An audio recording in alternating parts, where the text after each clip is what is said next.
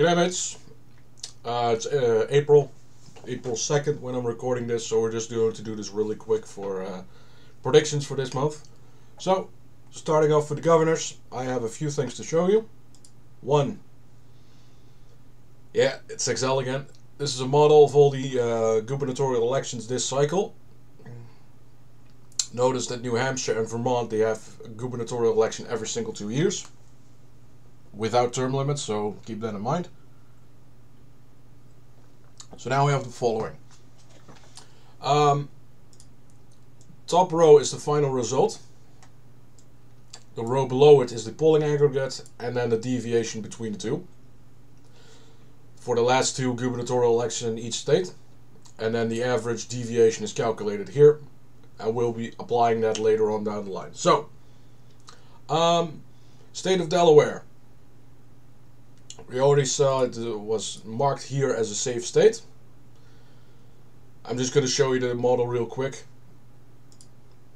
So, polling, this was Carney, I believe, is the current governor. Polled at 56.7% in 2016, got 58% of the vote, so underestimated by roughly 1.5 points. 2020, polled at 55%, got almost 60%.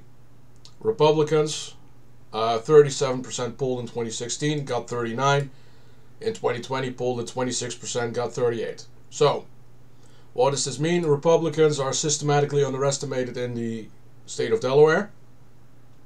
Does it mean anything? No, because the state is so Democrat that it doesn't result in any victory. So, what does this mean?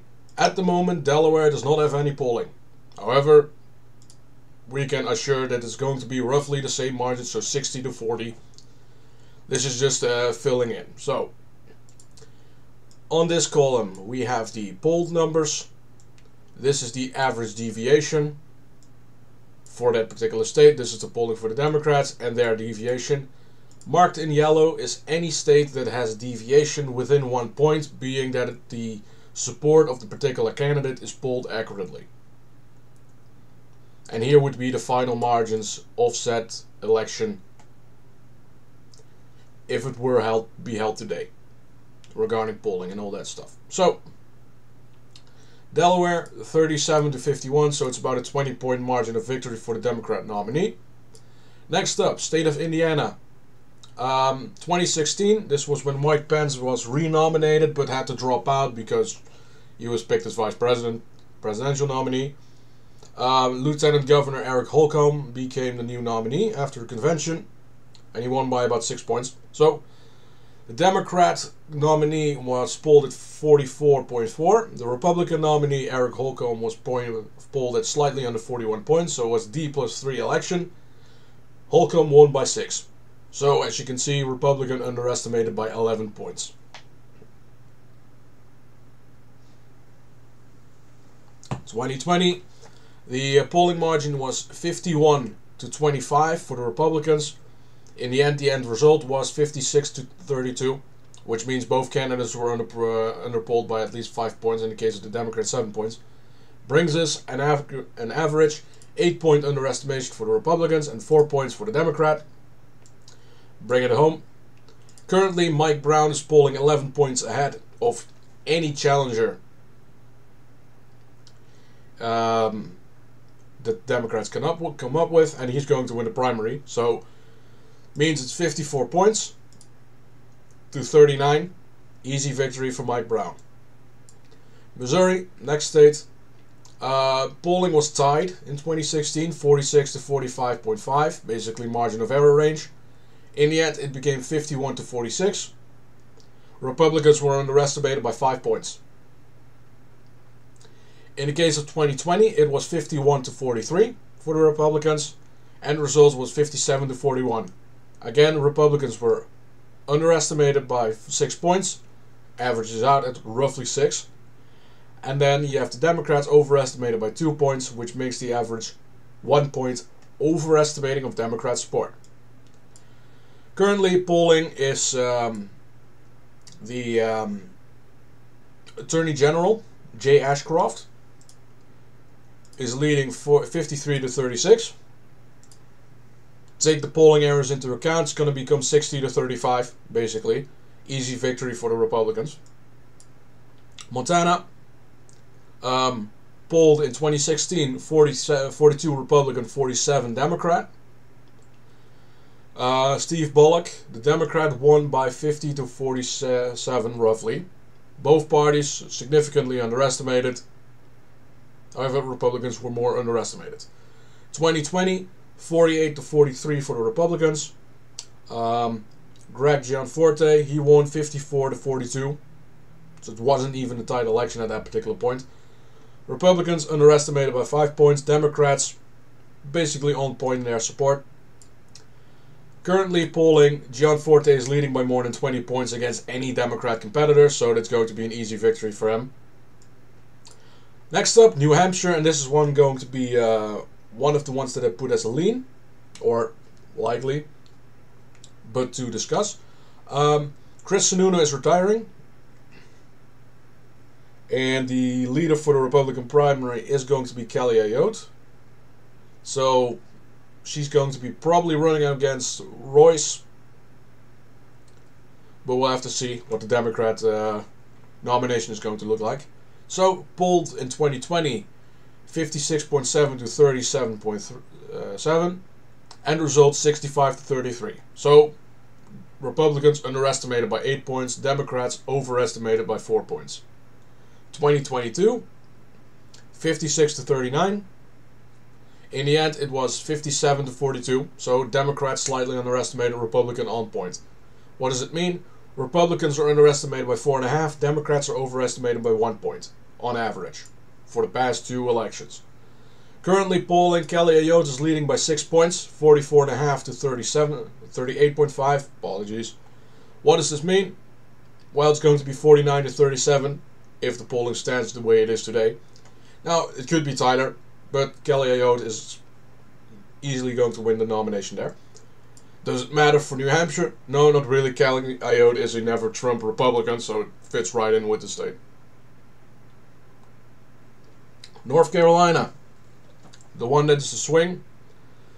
In this particular regard, we have polled in the 2016 election, which was Pat McCrory against Roy Cooper, 46 to 48 for Roy Cooper.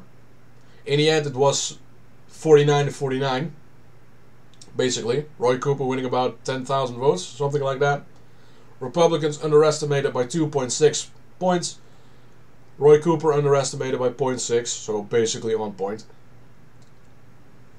Fun part about this one, not a single pollster got Pat McCrory's support correct in their final poll. That was really funny for the North Carolina cycle. 2020, 53 to 43 in favor of Roy Cooper. In the end, it was 52 to 47. So again, the Republicans underestimated by 4 points. Roy Cooper overestimated by a point. At this point, it means Republicans are underestimated for the gubernatorial election by 3 points. Democrats is on point support. What does it look like today? Aggregate right now has Josh Stein leading by 0.3, so basically it's dead heat. Applying the margin of error for polling, it becomes 45 to 42 for Robinson. So this is what systematic polling errors can do to really fuck with polling errors in this particular case. So, next states, I don't think we have to discuss them really hard, because they're all safe Republican states, with the exception of Washington. So, North Dakota, Doug Burgum was polled at 69 points. His Democrat competitor was at 28. End result 77 to 20. So 8-point underestimation for the Republicans, 9 points overestimation for the Democrat. 2020, 56 to 24. Burgum was underestimated by 10 points, again.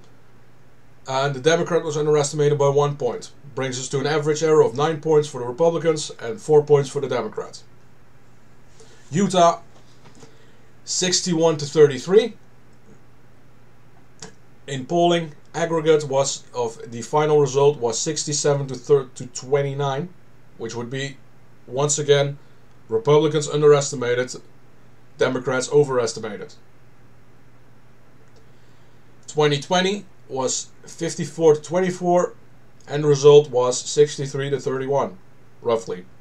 So both parties underestimated. Brings us to 7.5 points underestimation for the Republican support, and slightly over 1 point for the Democrat.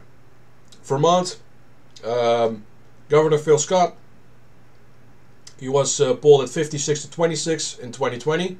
He won 69-27. In 2022, it was polled to be 60-22, roughly. And end result was 71-24. So, Phil Scott, his margins are significantly underestimated by 10 points, at least. So, the governor slot in Vermont will be a Republican for as long as Phil Scott keeps running. Because every single time his margin just increases. Let's do West Virginia and then do Washington last. West Virginia polling was dead heat in 2016, 40-41, with Jim Justice slightly leading. End result was 42-49, which means the Democrat support was underestimated by 8 points. The Republicans were underestimated by 3. And then in 2020, it was 51-35 for Jim Justice, this time running as a Republican. And the result was 64-30, which means Republicans on average are underestimated by 7 points, slightly towards 8. Democrats underestimated by 2 points. And as you can see, current polling for these states doesn't really exist, with the exception of Vermont, which has it at 60-30, roughly. And now the last one, Washington State.